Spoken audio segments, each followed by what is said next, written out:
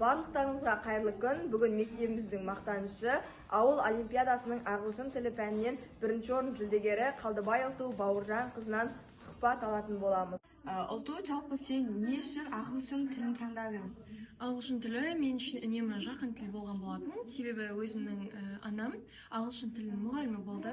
Сол себепті біз жастайымыздан ағылшын тіліне машық болдық. Және менің өзімнің үлкен әпкем Алмажан екеуміз үшін бұл ортақ қызығушылық болған болатын. Осы себепті мен ағылшын тілін таңдадым.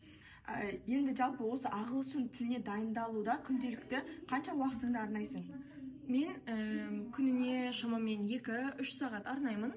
Негізінде бұл аз уақыт. Егер де сіз ағылшын тілін үйреніп жатсаңыз, бұдан көбірек уақыт бөлуді ұсынамын. Бірақ дәл қазір мен 11-ші сынып оқушысы болғаннан соң ұбт-ға дайындалу үстіндемін және ағылшынға ондай көп көңіл бөле алмаймын.